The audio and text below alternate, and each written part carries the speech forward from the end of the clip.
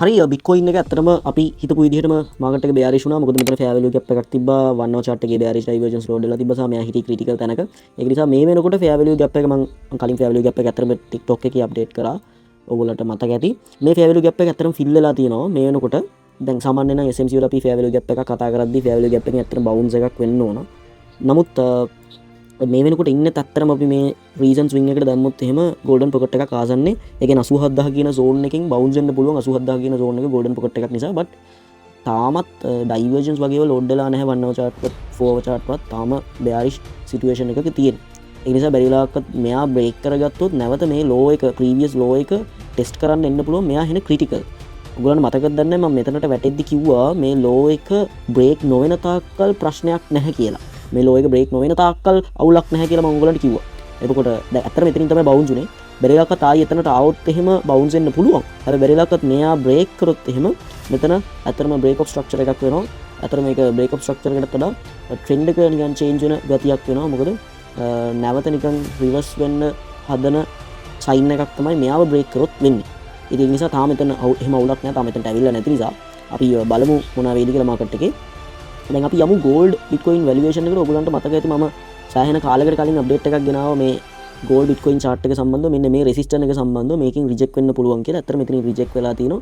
දෙපාරක් රිජෙක්ට් වුණා. ඒතකොට ප්‍රයිස් එක ඇත්තටම බිට්කොයින් ප්‍රයිස් එක අප් වුණේ මෙයාගේ රිජෙක්ෂන් එක නිසා. දැන් වෙනකොට මෙතන ෆෙයාර් වැලියු ගැප් එකක් හදලා තිනවා. ඒක තමයි මේ ෆිල් කරගෙන යන්නේ බිට්කොයින් එකේ වගේම.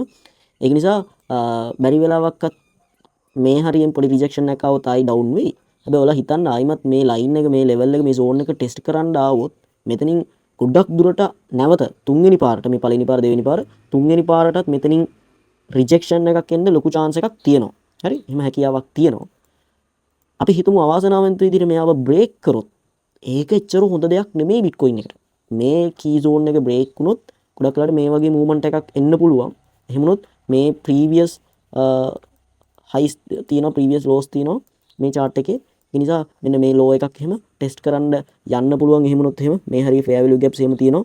ඔයගොල්ලන්ට පේනවා මේ fair value gaps fill කරන්න මෙයා එන්න පුළුවන්. මෙයාව break කරොත් දැන් ඔයගොල්ලන්ට පේන ඇති market එක consolidate වෙලා ඊළඟට ආයි up වෙලා ඊළඟට දැන් මේ consolidation එකක් කියන්නේ. ඒ කියන්නේ ඔයාලට පේන ඇති මෙයා ඉන්නේ bull market එක. ඔයගොල්ලන්ට පේන ඇති මේ bull market එකක ඉන්නේ. එතකොට මේ වෙන්නේ consolidation එකක් විය හැකියි. හොඳට මතක තියාගන්න consolidation එකක් විය හැකියි. ඒක නිසා බොහොම භයානකයි.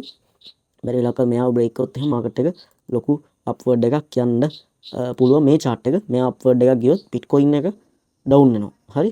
එතකොට මෙයා අප් එකක් ගියොත් ඩවුන් වෙන එක නිසා මෙතන පොඩි ට්‍රෙන්ඩ් ලයින් එකකුත් ක්‍රියේට් වෙලා තිනවා මේ chart එකේ. ඒකත් පොඩ්ඩක් බලන්න අලුත් එකක්. එතකොට මේකේ පොඩි රිජෙක්ෂන් එකක් ඇවිල්ලා සමහරට වැටෙන්න පුළුවන්. නැත්නම් මෙයා බ්‍රේක් වුණොත් ඒක එච්චර හොඳ නැහැ බිට්කොයින් එකට. මෙයාගෙන් රිජෙක්ට් වුණොත් බිට්කොයින් එකට හොඳයි. මොකද මෙයා වැටෙනවා කියන්නේ බිට්කොයින් අප් වෙනවා කියන එක. ඒක නිසා පොඩ්ඩක් ඇලර්ට් එකේ ඉන්න. ඔයාලගේ අදහස් දාන්න කමෙන්ට් එකක් විදිහට නැත්නම් මේ වීඩියෝ එක ෂෙයා කරන්න ඔයාලගේ ට්‍රේඩ් කරන යාළුවොත් එක්ක. එහෙනම් thank you very much.